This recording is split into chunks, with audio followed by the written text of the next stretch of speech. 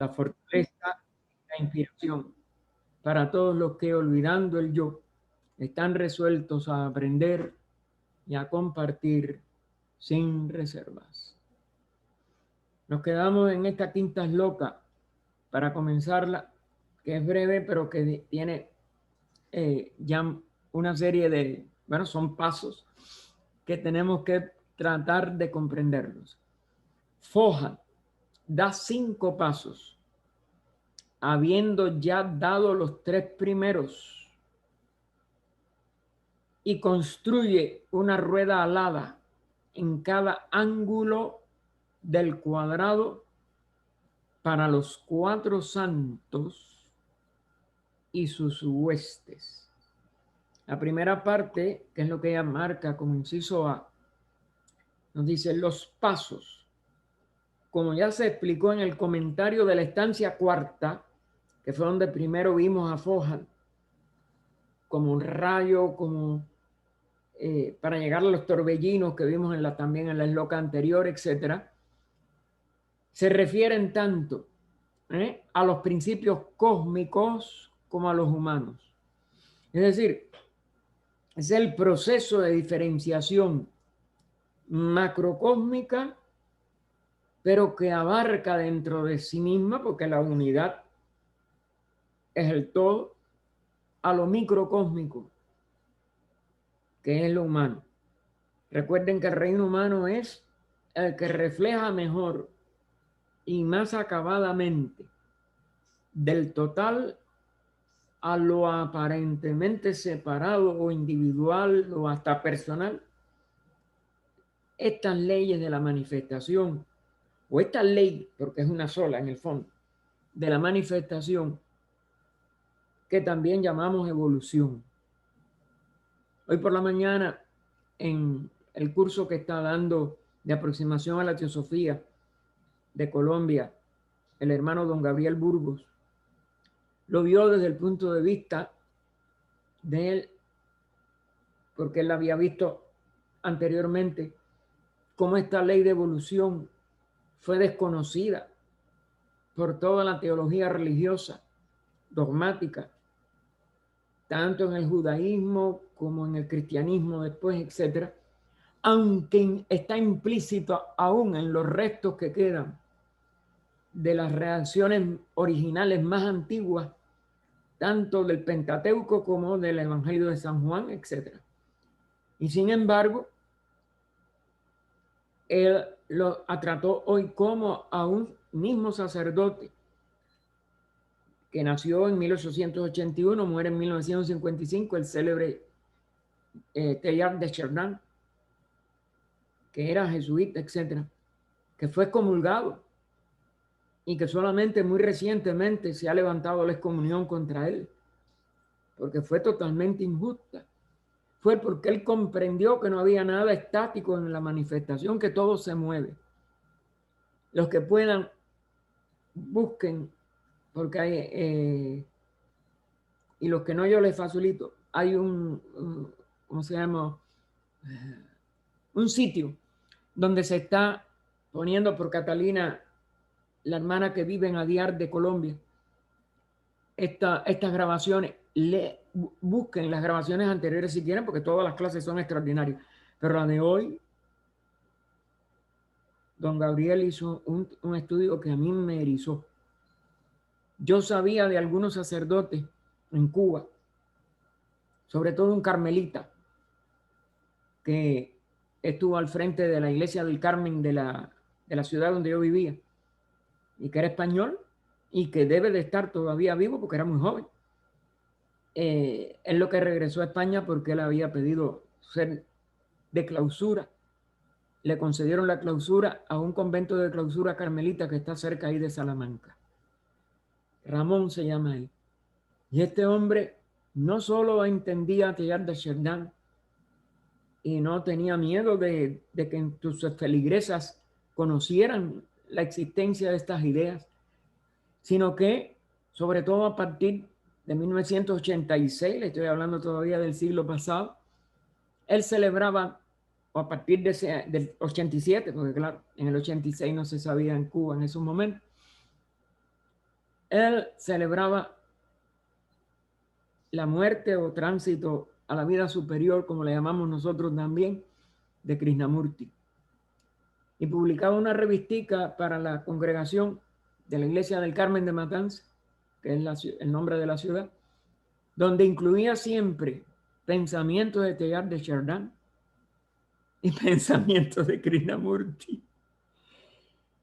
Y en el primer viaje que él después dio a España, que iba cada rato a ver su familia, y, claro, superior de su orden, etc., pues llevaba videos de Krishnamurti, los libros de Krishnamurti, y formaban parte de la biblioteca parroquial.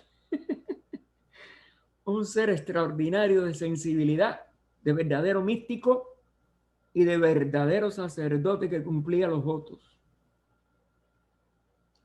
en toda su integridad. De verdad, un ser extraordinario. Pues hoy don Gabriel nos trajo ahí una visión de la evolución según Teilhard de Chardin, presentado en un PowerPoint extraordinariamente gráfico y fácil de entender. Y bueno, como les decía, comenzó con un pensamiento, por lo que él sufrió y por lo que él pasó, de Albert Einstein, ¿no? Es más fácil desintegrar un átomo, decía Albert Einstein, que desintegrar los prejuicios.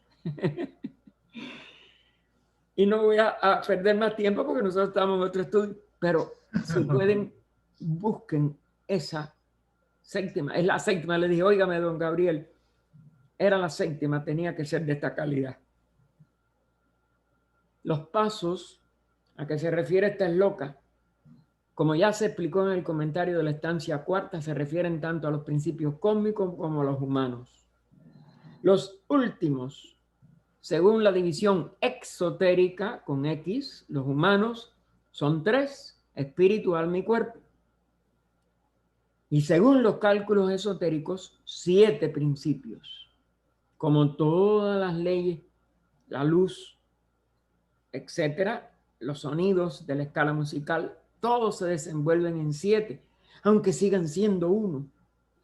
Otro de los puntos que no podemos perder, porque no se dividen, aparecen en el Maya como 7. Siguen siendo la misma unidad total que nunca disminuye, aumenta, se divide, pero que proyecta la manifestación en esas sombras centenarias o en esas expresiones aparentemente séptuples por esta ley fundamental de la evolución que es centenaria también en toda una serie de aspectos. Uno de los aspectos, por ejemplo, que cita en cuanto al reino mineral son los aspectos químicos. Cuando nosotros comprendemos la tabla periódica de los elementos químicos, sobre todo como la planteó Sir William Crookes, que fue el que fue, como si dijéramos, ayudado para que comprendiera esta ley de la manifestación, vemos que aún los elementos químicos surgen como centenarios, pero siguen siendo nada más que el espacio. Pero si ustedes buscan la tabla de periódica por Crookes, ustedes ven el centenario actuando inmediatamente. Así que, según los cálculos esotéricos, 7 principios, que en el caso ya aplicado al humano, 3 rayos de la esencia y 4 aspectos. Y lo aplican a muchas otras cosas y están los 3 colores primarios y los 4 aspectos secundarios o colores secundarios. Y nos dice ella, los 4 aspectos son el cuerpo, su vida o vitalidad, lo que llamamos también prana, y el doble del cuerpo, el doble etérico linga sarira de los antiguos indostánicos, aunque haya ciertas cosas que no son exactas en vida, en muerte. Todos esos detalles son detalles, pero lo fundamental es esto.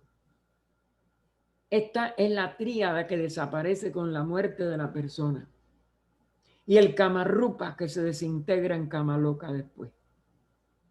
Pero ese sigue siendo un aspecto y por ende los 4 aspectos, los más transitorios y sin embargo los más importantes para la expresión de la ley de evolución. Porque si no evolucionamos en este plano, nunca aprenderemos la esencia de la verdadera tríada imperecedera, inmortal, que se convierte nada más que en la realidad del monádica total, o que es en sí misma la realidad monádica íntegra. Los que hayan estudiado el budismo esotérico del señor Sinet, recuerden que fue la primera obra que a través de las cartas se publicaron después de Isis sin velo, pero la primera en el sentido de la que expresa esta ley sectenaria directamente. Isis sin velo lo dejó velado, pero está. Y entonces los que hayan estudiado el budismo esotérico del señor Sinet fácilmente podrán comprender la nomenclatura.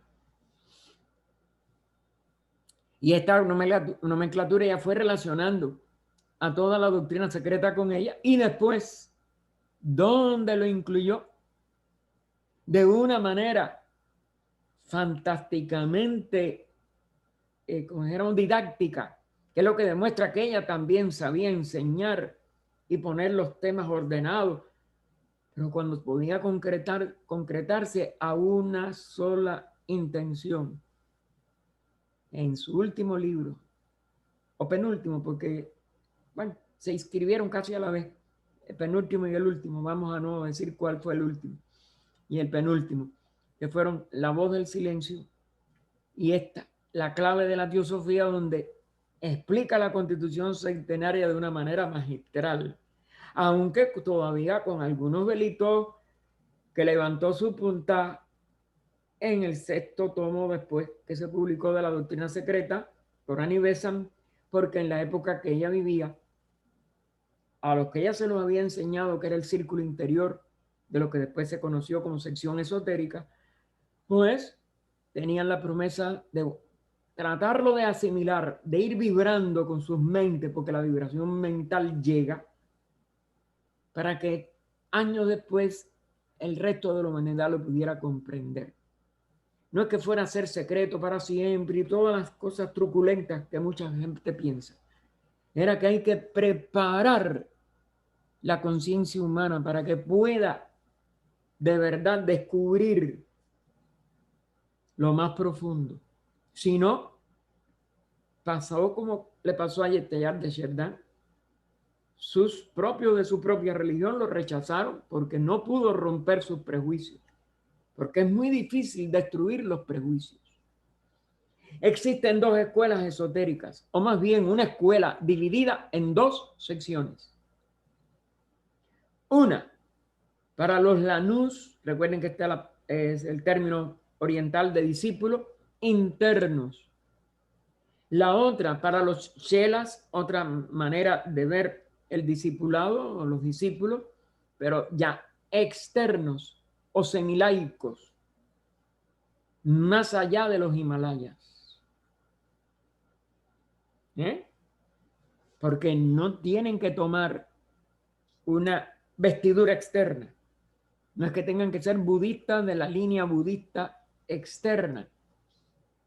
Es que tienen que tener ya un acercamiento a la realidad más allá de todo lo externo, de todo lo exotérico. La primera enseña una división sectenaria, es decir, la línea de los lanús internos, la primera sección de esta parte de la doctrina esotérica de los grandes Mahatmas. Y la otra, una sextuple de 6 de los principios humanos.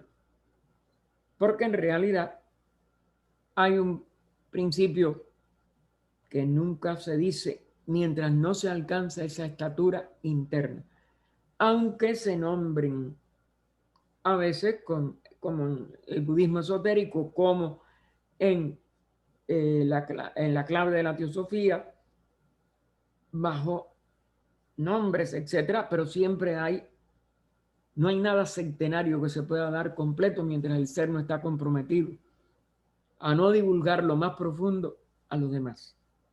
Recuerden que todo lo centenario tiene una última clave que entraña responsabilidad por el uso que se haga de eso, de esa parte más misteriosa de esta expresión de 7, de lo que sigue siendo 1. Entonces, cuando más de 6. En las escuelas totalmente exotéricas, ya de las darchanas de la India, se enseñaron hasta hace poco 4 o 5. Y muchos de ellos siguen y no han variado a pesar de estas enseñanzas, o no han sido a veces ni aprobados, como le pasó a Subarrao, cuando vio que se publicaba por el budismo esotérico primero, por HPB en esta obra después, la división septenaria. Desde un punto de vista cósmico, Fohat, dando 5 pasos, se refiere aquí a los 5 planos superiores de la conciencia y del ser, siendo el 6º y el 7º contando hacia abajo el astral y el terrestre, o los 2 planos inferiores, que en cierto aspecto son 2 variantes de la materia más densa. Los importantes otros son los 5 pasos que vienen desde Adi, Anupadaka, Atman, Buddhi, Manas. Pero estos 2 planos, 6º y 7º, el de Kama y el físico, pues ya son, como si dijéramos, gradaciones no de la casa en su pureza, sino nada más de la luz astral y de lo que está más pegado a nuestro plano personal. Como les decía, Manas en su pureza es todavía superior, es la ideación abstracta en nuestro cuerpo causal, en nuestro sede permanente reencarnante, pero indudablemente se expresa en la personalidad limitada a la mente concreta, pero que casi nunca funciona aislada. En la práctica es Kamamanas. Aunque tenga su aspecto en el mismo plano mental inferior de un cuerpo mortal, en cierto aspecto. Recuerden que este es el que se puede reintegrar a lo inmortal a través de la asimilación de Devachan. No vamos a entrar ahora en muchos detalles complejos, sobre todo a los hermanos que no hayan tenido anteriormente mucha relación con esta obra, pero de todas maneras, les adelanto, ¿no? Manas personales, Kamamanas, siempre está unido a deseo. Ningún principio en el fondo tampoco puede funcionar totalmente aislado. Y es por eso que es Kamamanas funcionando con la vitalidad y expresándose en el cuerpo físico. O funcionando con el doble etérico, vamos a decir, o con el Linga Sarira. Pero lo superior es una tríada. Y esa es la verdadera, ese mana superior es la verdadera inteligencia. La mente concreta es un reflejo de inteligencia que podemos nosotros tratar, pero esa es la mente que se equivoca, esa es la mente que se envanece como separada, esa es la mente que se dogmatiza como si dijéramos prejuiciosa, los prejuicios de que hablaba Einstein, etc. Vayan penetrando todo esto, aplíquenlo al estudio de ustedes mismos y ustedes, y claro, de otras, aún de la clave de la teosofía, todas estas cosas, váyanse apoyando y van a entender mejor este y otros comentarios que en un aislado no parecen ser muy claros y que sin embargo se van aclarando al estudiante si nos asomamos a ellos desde un punto de vista más integral. El inciso B, que decía construye una rueda alada en cada ángulo del cuadrado para los 4 santos y después de puntos suspensivos y sus huestes. Las 4 ruedas aladas en cada ángulo para los 4 santos y sus ejércitos, o sea, huestes, que es como ella completa aquí entre comillas lo que está, parece que en el total de la estanza que tiene puntos, de la esloca que tiene puntos suspensivos, obviamente. Estos son los 4 maharrayas, o grandes rectores, o grandes reyes, porque un raya es un rey, grandes reyes de los Dhyan-Chohans, los devas que presiden sobre cada uno de los 4 puntos cardinales. Fíjense cómo este cuadrado que forma una cruz, etcétera, y que ella insinuó desde Isis sin velo, busquen el tomo segundo, en la edición electrónica hecha en España, en el CD de España, página 171, 72, a los hermanos que quieran profundizar e ir relacionando con Isis, pues ustedes verán allí cómo ella habla de todo esto e insinúa la constitución centenaria del hombre, pero no la declara finalmente, pero está clarísima en todo lo que ella desarrolla en esa parte, dice sin ver. Son los regentes, estas 4 ruedas aladas, este cuadrado, etc. Son los regentes, o ángeles que gobiernan las fuerzas cósmicas del norte, sur, este y oeste. Fuerzas que poseen cada una distinta propiedad oculta. No hay nada en la manifestación que sea, como si dijéramos, de adorno o algo de más, o que nada más que sea inferior y no tenga importancia. No hay nada superior, no hay nada superior, no hay arriba, no hay abajo. Estas son las de las declaraciones fundamentales de Hermes Trismegisto, tanto el egipcio como su versión después griega. Y entonces las fuerzas, sabemos algunas cositas como la brújula, por ejemplo, que nos indica el norte, etcétera, pero no nos damos cuenta de la parte más profunda, de la parte más real profunda de estos 4 direcciones de la superficie. Recuerden que las direcciones son 7. Las 4 superficiales, el cenit que está arriba, el nadir que es el que va hacia abajo, y el punto central de donde surgen y retornan, que es el 7. Por eso el 6 y el 7 tienen que ver con algo que es origen y fin, alfa y omega, como lo expresaba hoy las enseñanzas viendo la ley de evolución según Teilhard de Chardin. Entonces estos seres están también relacionados con karma. Son los 4 grandes rectores del karma, sobre todo humano. Recuerden que el karma funciona desde el principio de la manifestación hasta su último o su última expresión de absorción dentro de ella misma.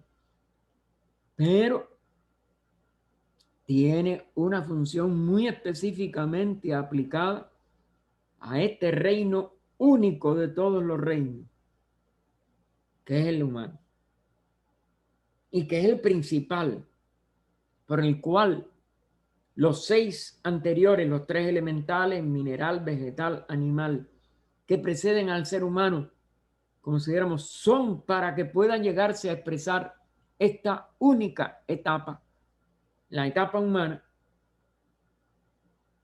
y todo lo que sigue después está también más allá del karma, como lo entendemos en el nivel humano. ¿Por qué? Porque el único agente libre en la naturaleza es el ser humano. Por mucho que ignore, por mucho que se confunda, por mucho que se prejuicie por una línea materialista o una línea dogmática religiosa o una línea dogmática científica o la que sea. El ser humano mantiene dentro de sí la decisión inalienable de responder de nuevo, aun cuando haya dado respuestas incorrectas o fanáticas o ausentes de la cualidad de lo que llamamos libre albedrío, etc. En todo el pasado, cada nueva respuesta puede ser desde desprendiéndose de alguno de estos aspectos hasta enteramente libre. Porque esa es la cualidad de la verdadera alma humana. Ah, que casi nunca la usamos, correcto. Pero que siempre está a nuestro alcance. Mientras seamos seres humanos, no la podemos perder. A no ser las excepciones de un ser humano que rompe su vínculo con el alma espiritual por bestialidad, brutalidad o ausencia de expresión humana total. Porque indudablemente que el alma escapa de un cuerpo indigno de la evolución en que está enfrascada. Pero ese ser ya no tiene ni aún ese yo reflejado de la persona como parte del ego, sino que queda los efectos de sus, como dijéramos, violaciones de la ley de la naturaleza. Así que estos seres están también relacionados con karma, pues el karma necesita para poner en práctica sus decretos de agentes físicos y materiales, porque eso no es abstracto. Necesita ese yo personal, necesita esa sede de un resto de manas, por muy entretejido que esté con Kama, y los deseos físicos que Kama le impulsa. Existen 3 grupos principales de constructores. Estos ya son las Dhyan-chohan, las jerarquías, los cuerpos de seres ya autorrealizados que ayudan a la manifestación de un sistema cualquiera y sobre todo de una humanidad, porque esa es la que necesita apoyo y respaldo, es la humanidad. Así que existen 3 grupos principales de constructores o 3 niveles jerárquicos de Dhyan-chohan, que es el nombre que se le da en el Oriente, y otros tantos de los espíritus planetarios y los lipikas, estando cada grupo subdividido a su vez en 7 subgrupos, es decir, en 7 subdivisiones que van a tener que ver con los centenarios, tanto raciales o de ciclos de razas humanas, como sus expresiones a través de los sentidos. Recuerden que cada raza adquiere un sentido más con relación a los lugares de la tierra. Cuando lleguemos a Antropogénesis veremos que hay 7 lugares siempre que surgen a la vez y son subdivisiones. Nada surge en la manifestación, aun por muy mayábica y aparente que sea con respecto a que no rompe la unidad, ni puede romperla, ni puede tan siquiera alterarla, y sin embargo, con las expresiones que esa ley de evolución manifestada necesita para enriquecerla constantemente y alcanzar todos los propósitos que esa ley tiene. Y por eso hay 3 con 7 y 7 subdividido en 7. Y entonces, bueno, 4, perdón, porque ya esto está en los 4 puntos cardinales y después las 3 direcciones estas que completan los 7. Recuerden, estas cosas todas tienen su simbolismo, pero tienen también su función dentro de toda esta manifestación y grupos de expresiones manifestadas, porque son expresiones manifestadas de la realidad, más nada. Los constructores son los representantes, estos que se llaman constructores, representantes de las primeras entidades nacidas de la mente. Ellos construyen, o más bien reconstruyen, porque no hay ningún Manvantara que sea el primero, ningún Manvantara que vaya a ser el último. Es decir, no hay ningún periodo entre un ciclo de expresión de la ley de evolución para un determinado propósito específico de ese ciclo que no tenga estas expresiones de estas primeras entidades nacidas de la mente. Ellos construyen, o más bien reconstruyen, cada sistema después de la noche.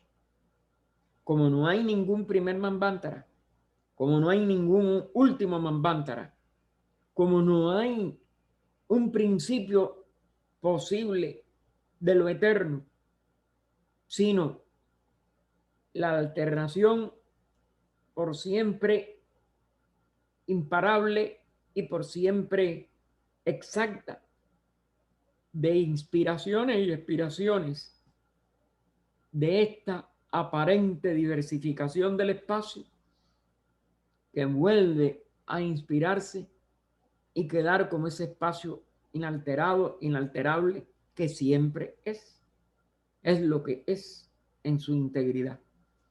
Pero mientras la expiración hace aparecer un universo manifestado, cada uno de estos aspectos de los 7 pues va a estar expresando una fase de un día o de un año de actividad. Recuerden que hay días, años y hasta periodos completos, la vida entera de un universo. Mahamanvantara, seguido de un Mahapralaya, etc. Pero dentro de los Mahamanvantaras hay Manvantaras de sistemas solares, hay Manvantaras de sistemas planetarios y hay cadenas, rondas, es decir, distintas encarnaciones de ese mismo espíritu universal o planetario, con todas estas subdivisiones sectenarias que estamos viendo aquí.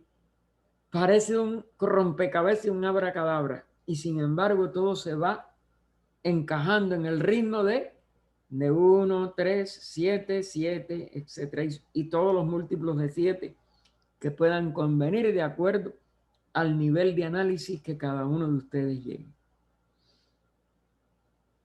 Así que reconstruyen cada sistema después de cada noche, para un día. El segundo grupo de los constructores es el arquitecto de nuestra cadena planetaria. De estos 3 grupos principales de constructores, el segundo es el de nuestra cadena planetaria. Y por ello es el que está, como si dijéramos, rigiendo nuestro actual sistema manvantario. Es el arquitecto de nuestra cadena planetaria exclusivamente. Y el tercero es el progenitor de nuestra humanidad, el prototipo macrocósmico del microcosmos, es decir, de la humanidad total nuestra. Ese es el tercer grupo de los constructores. Y tiene que ver nada más con nuestra humanidad, la de este sistema planetario. Y la de esta encarnación de este sistema planetario, que nosotros, como es natural, somos 7 grandes reinos y tenemos 7 globos con 7 veces la vida en cada globo, con 7 periodos mundiales en cada una de estas expresiones de vida, con 7 razas, con 7 subrazas. Es decir, ya todo lo demás que sigue son múltiplos de los 7. Y cada uno, como por tanto, está regido por cada uno de estos ciclos humanos está regido por este tercer grupo de constructores de nuestra cadena planetaria, de nuestra humanidad en nuestra cadena planetaria, para hablar con más propiedad. Los espíritus planetarios son los espíritus que animan a los astros en general y a los planetas especialmente. A los planetas rigen los destinos de los hombres que han nacido bajo una u otra de sus constelaciones. Ahí viene también la relación, pero ya con las constelaciones, recuerden que pasa como con las jerarquías manifestadoras o creadoras, que también a veces se les llama. La palabra creación, recuerden que no podemos confundirla con el concepto de creación dogmática de las religiones, sino con el proceso de construcción de ese sistema. Y bueno, cuando vamos ya a las constelaciones, recuerden que el 7 se convierte en 12. 7 más 5, porque todas estas jerarquías llegan en cierto nivel a 12, pero, por ejemplo, nuestro actual sistema, ya 5 completaron su labor, porque están esas 5 adicionales para el inicio de un proceso de una encarnación de este logos planetario. Y 5 ya pasaron y seguimos entonces con 7 jerarquías planetarias, de ciertas jerarquías constructoras o sí, jerarquías, porque es el nombre que mejor hay que darle, o constructores que llamamos del tercer grupo. Así que han nacido todos bajo una u otra de las constelaciones, el segundo y tercer grupo, que pertenecen a otros sistemas, desempeñan las mismas funciones y todos rigen varios departamentos de la naturaleza que tienen que ver con el septenario.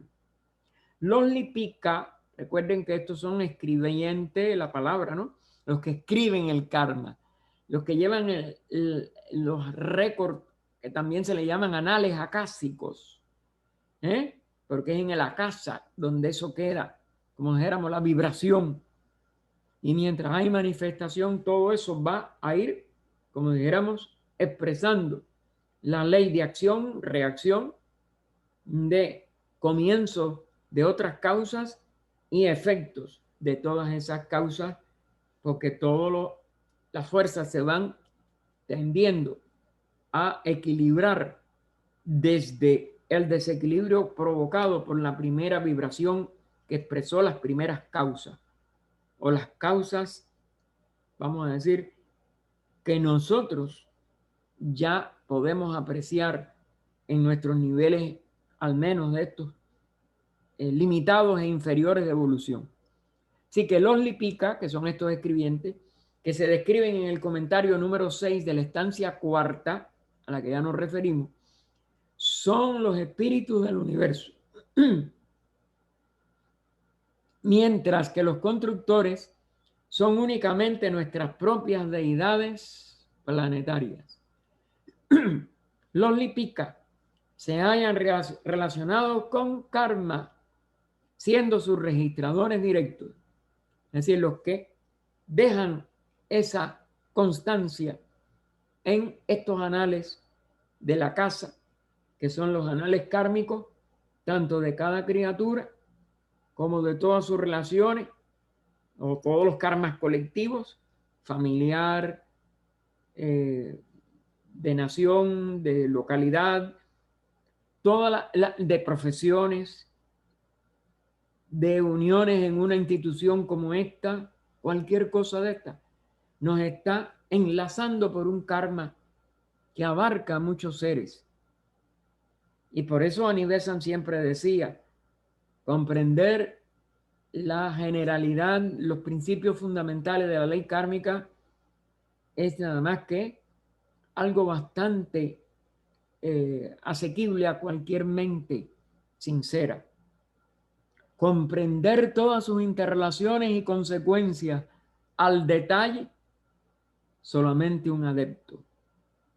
Así que no se hallen muy, como dijéramos, apesadumbrados porque ustedes no puedan entender, porque mientras seamos humanos va a ser muy difícil que podamos abarcar una cosa tan compleja y de tantos detalles y de tantas posibilidades como estos karmas que ya no son individuales, sino colectivos.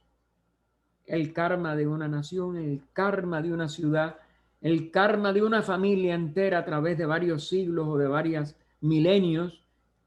Todo eso, hermanos, es imposible de comprender mientras seamos limitados o estemos limitados al nivel humano. Solamente los adeptos son los que se abren a estas alturas inmensas de la espiritualidad más alta y por tanto de la comprensión del karma en estos niveles tan universales y tan colosales. Entonces llegamos a la sexta shloka. Los lipicas, aquí lo ponen en singular, no sé por qué a veces, sí, ella creo que aquí lo tradujo siempre en singular. Los lipica, porque lipica es nada más que una función, la del escribiente, circunscriben el triángulo. El primer uno, la línea vertical o número 1, el cubo, el segundo 1 y el pentágono dentro del huevo, círculo. Hasta ahí el inciso A, que veremos algo del comentario.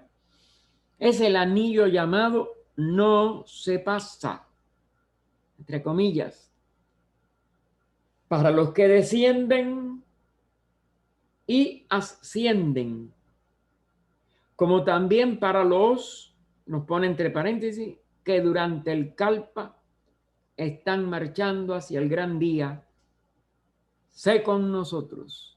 Aquí vienen expresiones no solo profundísimas que vamos a tratar de comprender, sino bellísimas y muy, muy sabias, porque todas cumplen una función en todo esta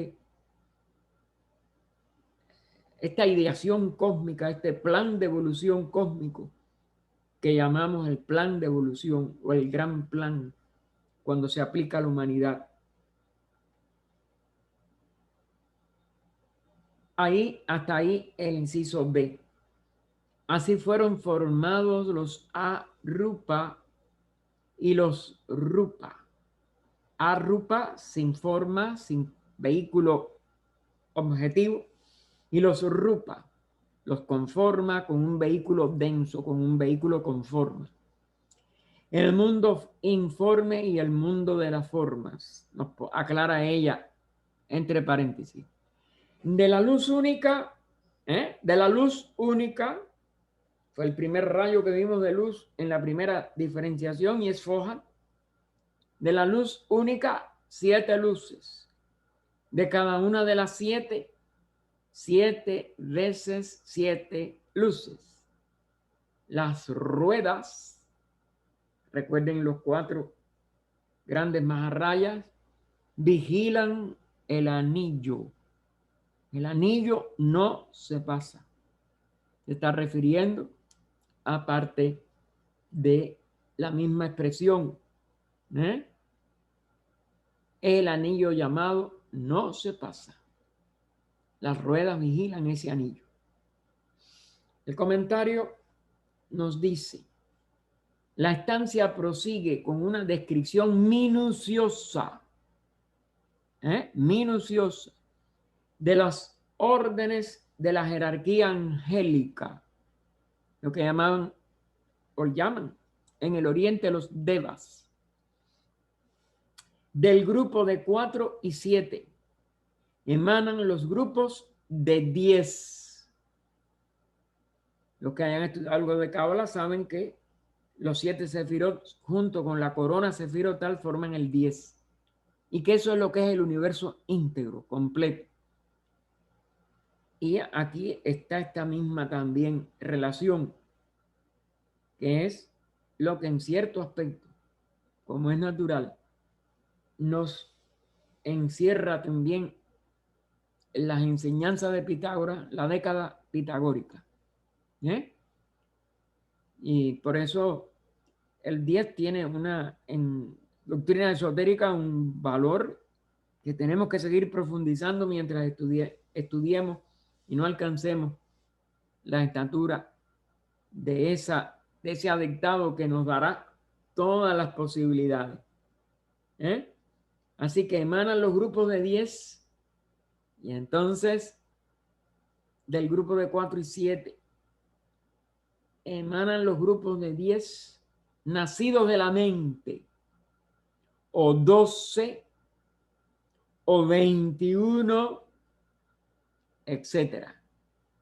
Ya hablamos del 12, las constelaciones zodiacales, pero eso sigue teniendo el 3 por 7, que nos da 21, y otros múltiplos de 7 o de cualquiera de estos números, que todos están en relaciones con jerarquías, es decir,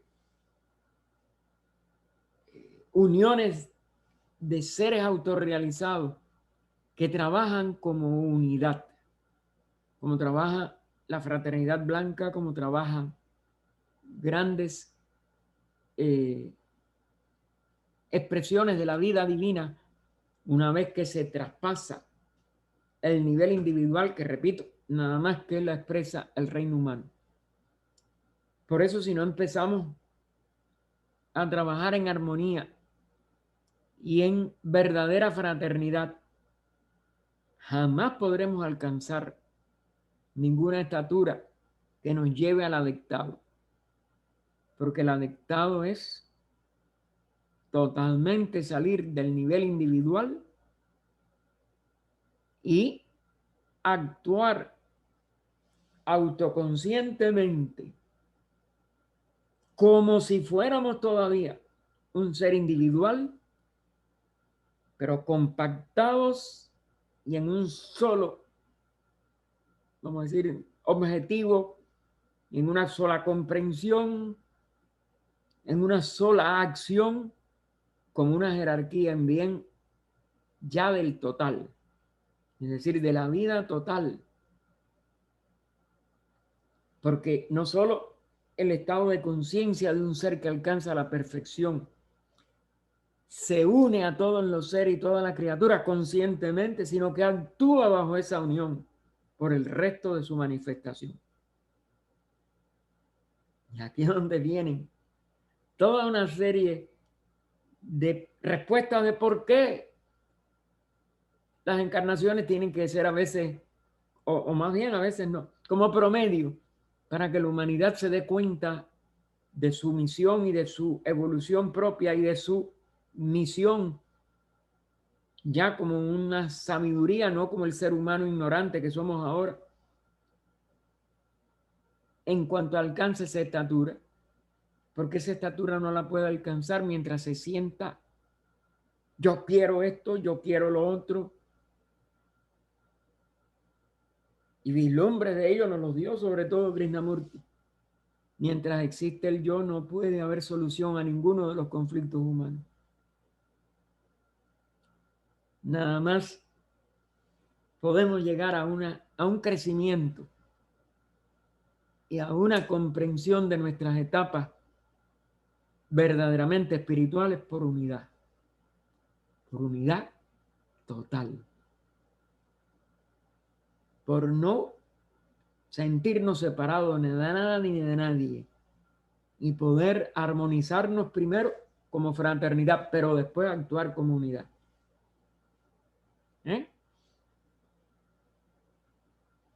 Entonces nos dice, fíjense que ella no pudo publicar las estancias completas. Aquí nos dice bien claro, la estancia prosigue con una descripción minuciosa de las órdenes de la jerarquía angélica. Del grupo de 4 y 7 emanan los grupos de 10 nacidos de la mente, o 12 o 21, estando todos divididos a su vez en subgrupos, pero no en separaciones, en subgrupos, porque es lo que cada uno tiene que realizar dentro del total, dentro del todo, o subgrupos de septenas, novenas, docenas. Recuerden que las novenas aún los que hayan tenido educación católica, las novenas a la Virgen, las novenas de tal cosa, ¿eh? Y así sucesivamente. Nada de esa numeración vino al acaso a ninguna expresión religiosa o espiritual, aunque después se dogmatizara en que había que hacer tal cosa porque si no el santo, porque si no sé qué. Todo eso son tergiversaciones.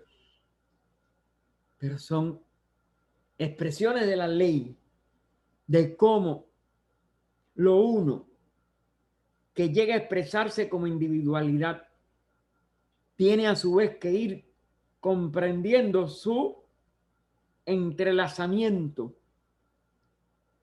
que es lo que llamamos en el lenguaje del yoga y de otras escuelas, ¿no? El sendero de retorno o el sendero espiritual, que no hay ningún sendero afuera, ni hay que hacer una carretera.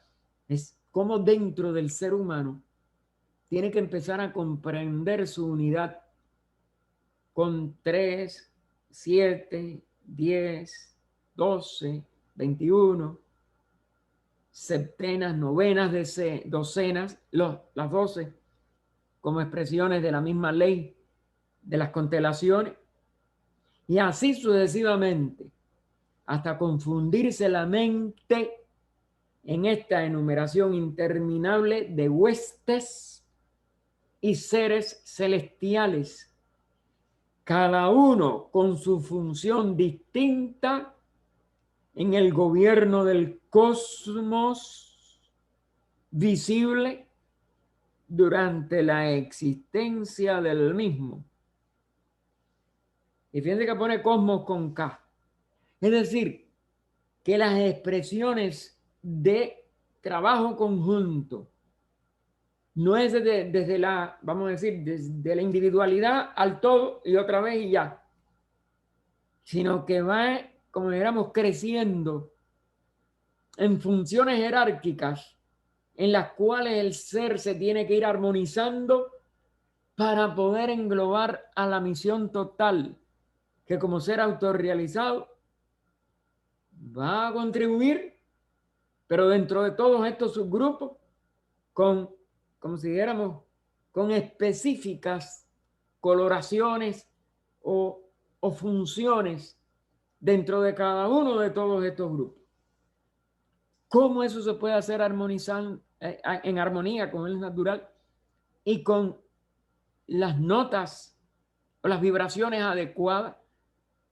O sea, habría que ser, y por eso quizás una de las cosas que tendremos que ir aprendiendo en alguna de las encarnaciones, a ser capaces de hacer música sinfónica, etcétera, es decir, donde cientos de profesores, todos hacen sonidos diferentes y todo es una sola sinfonía o una sola obra maestra para llevar un mensaje a la humanidad, que se convierte, como decían Leadbeater y Besant cuando escribieron Formas del Pensamiento, en una verdadera catedral o en una verdadera expresión de una belleza de un solo edificio.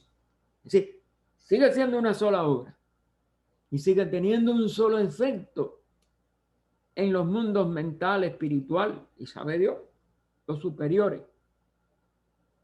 Porque esa es la mente ya creadora de los grandes artistas. Pero tiene que ser mucho más en los grandes adeptos. Ven la inmensa belleza y complejidad, pero también la función una y coordinada de estas almas mientras más crecen, más se unen, pero no solo más se unen, sino más diversamente expresan esa unión consciente en labores que son no solo de una complejidad, no solo de una creación bellísima, no solo de una creación inmensa, sino de una utilidad en el enriquecimiento de la expresión del universo, hermano. Y eso está encerrado aquí en estas palabritas, donde hay aquí algo que todavía nosotros no podemos ni tan siquiera columbrar a dónde nos va a llevar, pero sí que es sublime, inmenso y útil para toda la manifestación. Esa es la función de los grandes seres. Y esa es la función que para poder nosotros alcanzar el adectado, tenemos que llegar a descubrir en cada una de estas múltiples, posibles, pero necesarias expresiones de toda la manifestación.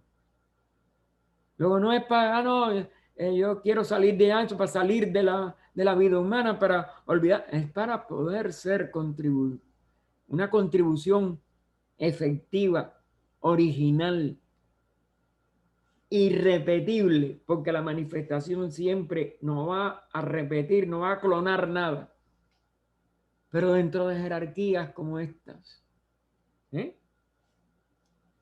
Quien profundiza esta sola explicación de las locas se da cuenta de la inmensidad y de la riqueza de expresión de toda la ley de evolución y de que cada uno va a expresar y va a realizar una labor irrepetible que descubre por sí mismo en este descubrimiento total de lo que por encima del reino humano nos espera. En el inciso A, ella nos pone el significado esotérico de la primera sentencia de la esloca. Es que los llamados lipika, los registradores del libro de contabilidad kármico, constituyen una barrera infranqueable entre el ego personal y el yo impersonal. Que es por eso que demoramos tanto en poder salir de las encarnaciones, 700 y pico. Hay una barrera infranqueable entre el ego personal, es decir, nuestro yo de la personalidad, y el yo impersonal, noúmeno y origen padre del primero. Es decir, nuestro yo personal intrascendente, vanidoso, separatista, belicoso y a veces, vamos a decir, irracional, estúpido, prejuiciado, es sin embargo una expresión limitada que tenemos que ir ampliando para que pueda dejar de tener esas cualidades negativas de la causa y origen padre, que es el yo impersonal. Tenemos que llegar a expresar ese yo impersonal en nuestra personalidad. Para ello, ella tiene que dejar de ser todas estas negatividades que ahora muestra o que ahora exhibe. De aquí la alegoría. Ellos circunscriben al mundo manifestado de materia dentro del anillo. No se pasa. No podemos pasar de la personalidad mientras ella no refleje a su manifestador. No es creador, pero sí manifestador.